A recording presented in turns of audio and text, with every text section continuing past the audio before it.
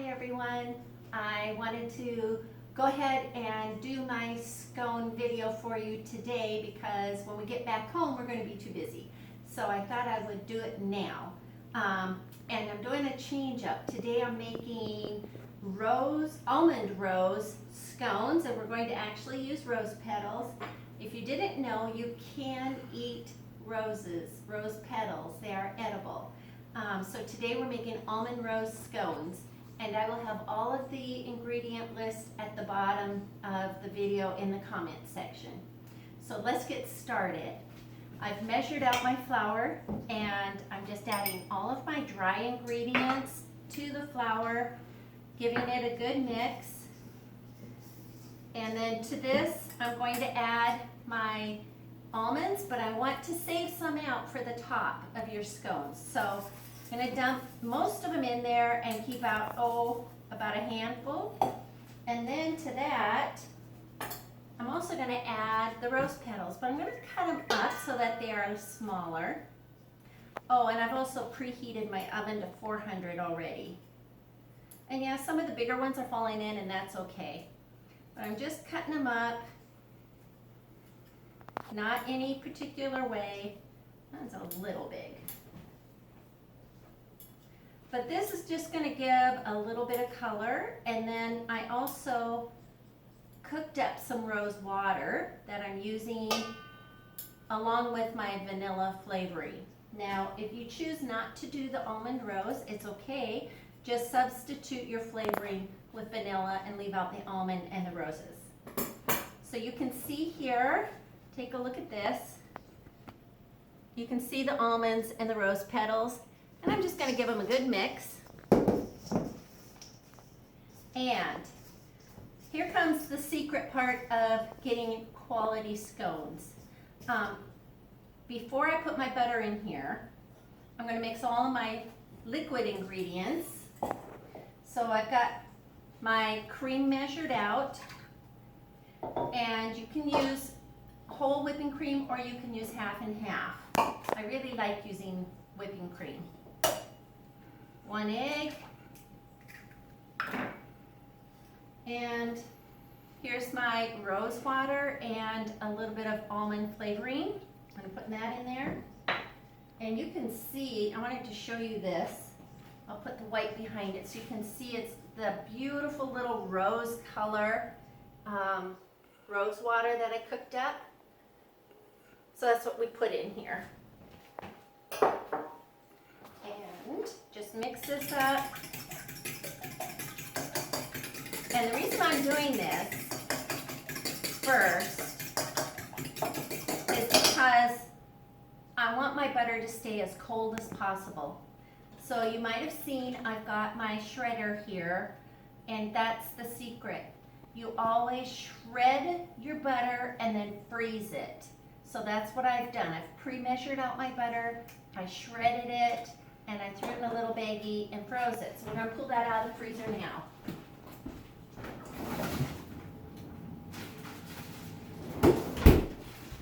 So I've got it right here, and you can do this in as big a batches as you want. You can use your food processor. I just do it by hand. And so here's all of my frozen butter. And make sure you do unsalted butter because that stays frozen longer. And just give it a little toss. Okay, now I'm going to add my liquids.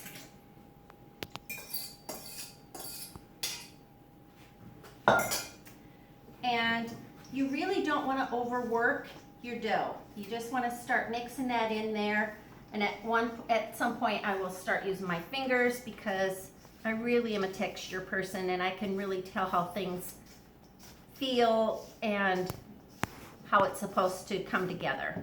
So at this point I'm going to start using my fingers.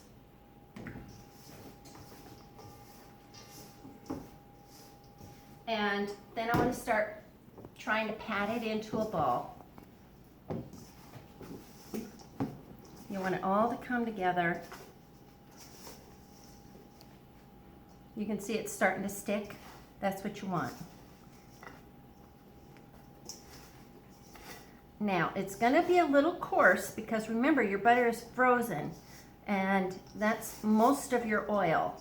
you'll have some fat in that cream, but your butter is frozen, and so you just don't have it as soft and moist as what you would expect. Okay, so that's it.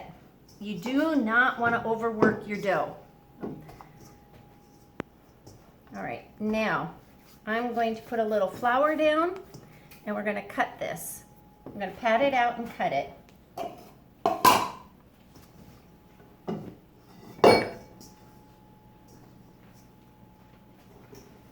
So,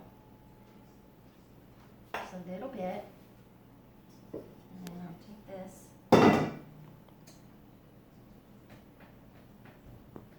Now I'm just making it a little disc, and that's it. Now at this point, you can use a pastry brush, you can use your fingers, whatever you want. I usually just pour a little bit on top, spread it around. This is some leftover cream, some whipping cream. And I only put just a tiny bit on the top so that my little almonds that I'm going to spread around will stick.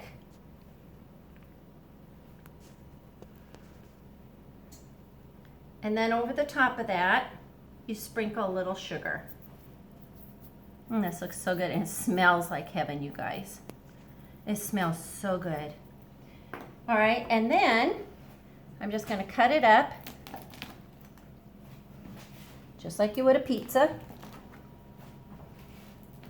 And this is the best way to cut it, because then you get your perfect little triangles, and it's so much easier.